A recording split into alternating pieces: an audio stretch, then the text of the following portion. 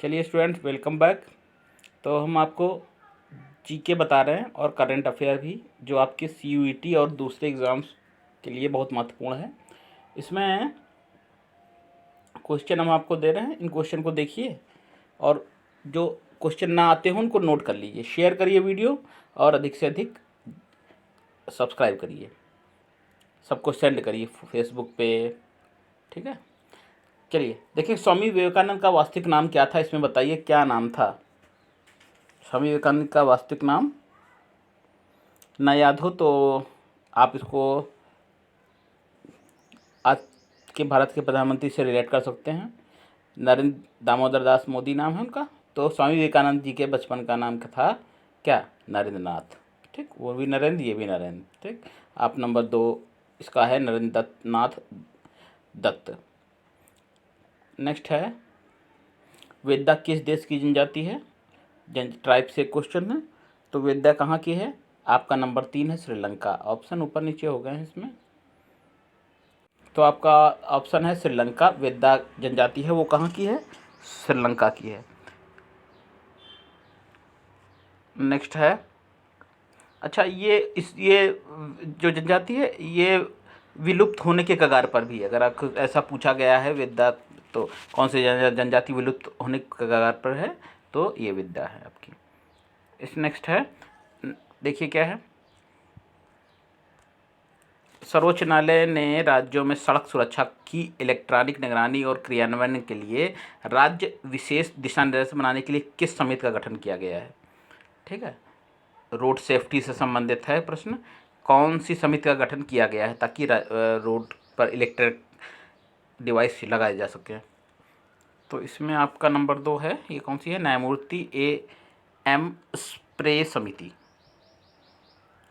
AM spray समिति है, number 2 option आपका है। अगला है, ध्रुवी भालुओं के त्वचा के अंदर क्या होता है जो उन्हें गर्म रखता है? ध्रुवी भालुओं संबंधित प्रश्न है। कौन सी चीज़ जो उनको गर्म रखती है? ऑप्शन आपका है नंबर 3। हाँ, भालुओं में नहीं, ये मानव में भी सही है। वसा जिसमें होती है तो उसको अपेक्षाकृत कम गर्मी लगती है। ठीक है, तो इसमें उनके और विशेष तौर पे ध्रुवी भालुओं में तो ऐसा उनकी वसा का शेप होता है कि जिसमें उनको गर्मी जो है कम लगती है। ठीक, किस वेद को उपवेदों में शामिल नहीं किया जाता है? उपवेदों में कौन सा शामिल नहीं है? नंबर 5 प्रश्न, तो ये आपका होगा यजुर्वेद। यजुर्वेद को उपवेदों में शामिल नहीं किया जाता है। उपवेदों में इसकी गिनती नहीं होती है। 4 प्रमुख वेद हैं जैसा आपको पता है। ऋग्वेद सबसे पुराना वेद है। सामवेद, सा को संगीत से आप कह सकते हैं। संगीत का वर्णन कहाँ पर है? सामवेद में। इसके अलावा यजुर्वेद और अथर्ववेद है। नेक्स्ट है क्वेश्चन, दक्ष किस संस्था द्वारा संचालित पेमेंट फ्रॉड रिपोर्टिंग मॉड्यूल है? दक्ष से संबंधित प्रश्न है, तो ये आपका भारतीय रिजर्व बैंक से संबंधित प्रश्न है। नंबर 3 ऑप्शन हो जाएगा।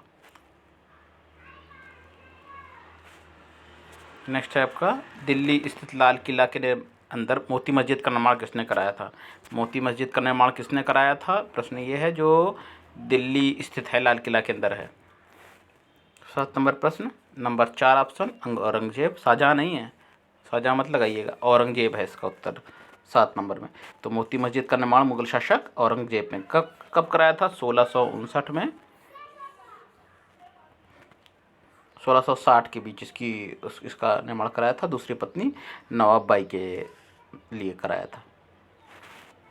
नेक्स्ट देखें, प्रवासी भारतीय दिवस सम्मेलन से प्रश्न भी आ जाता है, हर साल होता है आपका 10 जनवरी को।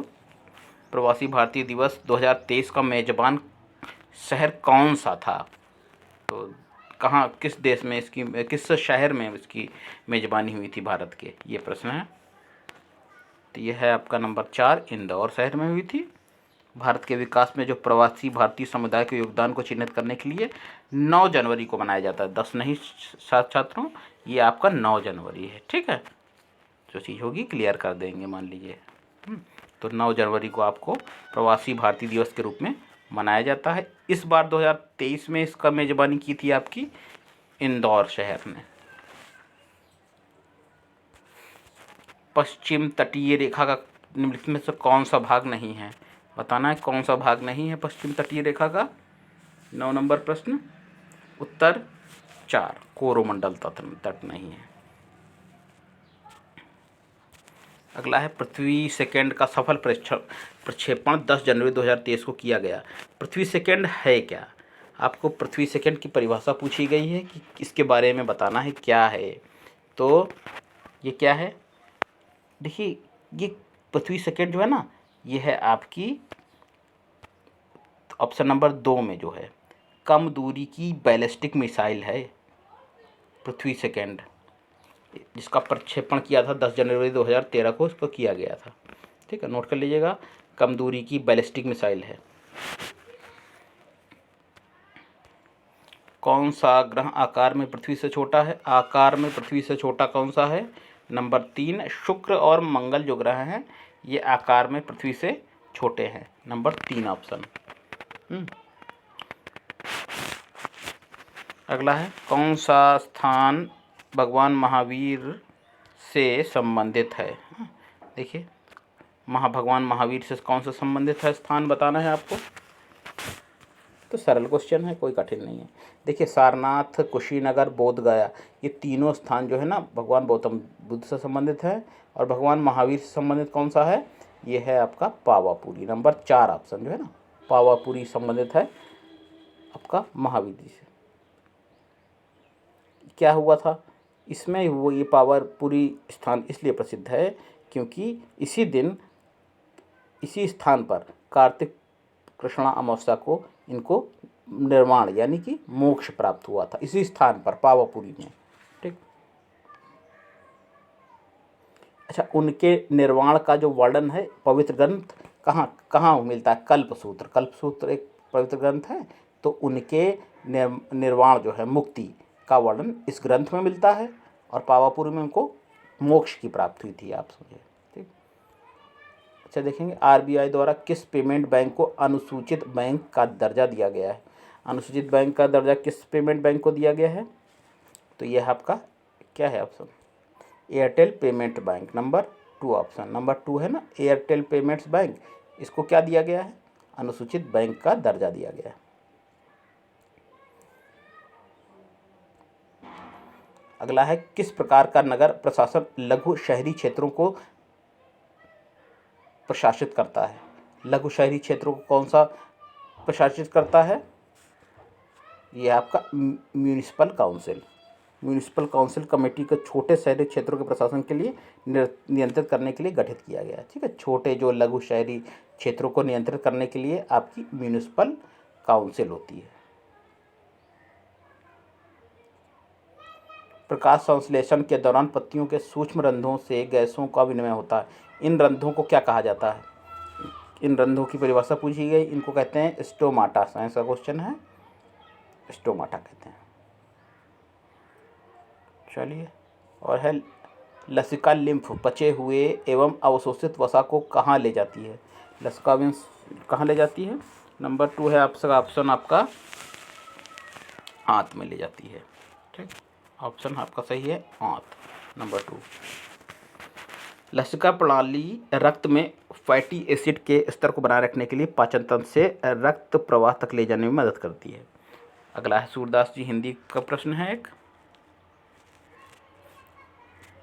क्या है? सूरदास ने अपनी रचनाओं में निम्नलिखित में किस भाषा का प्रयोग किया, ये बताना। सूरदास जी ने किस भाषा में अपनी रचनाओं को प्रकाशित किया? क्योंकि उन्होंने तो स्वयं लिखा नहीं था, लेकिन उनके शिष्यों ने किस भाषा में उनकी रचनाओं को प्रकाशित करा? तो उन्होंने अपने जिस भाषा का प्रयोग किया है वह भाषा है आपकी नंबर 3, इसे क्या है? ब्रज भाषा। अपनी रचनाओं में ब्रज भाषा का प्रयोग किया है सूरदास जी ने। ठीक, ये नोट कर लीजिएगा, ब्रज भाषा है। 16वीं शताब्दी में एक भक्त कवि थे, माना जाता जन्म से ही अंधे थे, कृष्ण भक्ति की शाखा से संबंधित है। जीवन चरित्र पर आधारित महान ग्रंथ कौन सा है? सूर सागर की रचना की थी। ये तो कुछ रही जानकारी उनके विषय में। गौतम बुद्ध का वास्तविक नाम बहुत सरल है, कुछ नहीं करना, सिद्धार्थ नाम है। ठीक। अगला है हमारे संविधान द्वारा कितने प्रकार के आपातकालीन प्रावधान किए गए हैं? कितने प्रकार के किए गए हैं? तो इसमें आपका क्या है, 3। भारत में 3 प्रकार की आपातकालीन स्थितियाँ घोषित, आपातकालीन जो स्थितियों का वर्णन है इन, तो ये आपातकालीन स्थितियां भी हो सकता है, पूछ लें तो बहुत जल्दी बता देंगे आप। पहली कौन सी है? 352 अनुच्छेद में है, ये राष्ट्रीय आपातकाल है। और क्या है? 356 है। ये क्या है? ये राज्य का राज्यों में कोई भी है ना राष्ट्रपति शासन लगता है तो कौन सा होता है? 356 होता है राष्ट्र। और 352 हमने आपको बताया राष्ट्रीय आपातकाल है। और 360 जो है ना, ये वित्तीय आपातकाल है, ये कभी लागू नहीं हुआ। ठीक।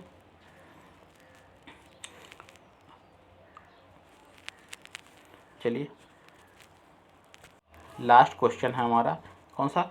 किस वेदों में रुद्र का आरंभिक स्रोत पाया जा सकता है? तो क्या है इसमें? इसमें आपका ऑप्शन ऋग्वेद। ऋग्वेद में रुद्र को का सबसे पहले उल्लेख पाया जाता है। इसमें 3 संस्कृत भजन पूरी तरह से रुद्र को समर्पित हैं। ठीक है, रुद्र को समर्पित है इसमें ऋग्वेद में। ऋग्वेद में कुल मिलाकर रुद्र को का कितनी बार वर्णन किया गया है? 75 बार और वर्णन किया गया है ऋग्वेद में रुद्र का। बलवानों में सबसे अधिक बलवान के रूप में इनका प्रयोग हुआ है और भय के अवतार के रूप में वर्णन है इनका रुद्र का ऋग्वेद में। चलिए स्टूडेंट, ये कुछ क्वेश्चन थे। इसी प्रकार के क्वेश्चन देखने के लिए हमारे चैनल पर बने रहिए। और इसमें कुछ प्रश्न सरल थे, ठीक है, आपको कुछ सरल भी क्वेश्चन भी देखने को मिलेंगे एग्ज़ाम में भी। इजी, मॉडरेट और डिफ़िकल्ट, इनका कॉम्बिनेशन होता है कोई भी पेपर हो। ठीक है, चलिए स्टूडेंट, फिर मिलेंगे अगली क्लास में, तब तक के लिए नमस्कार।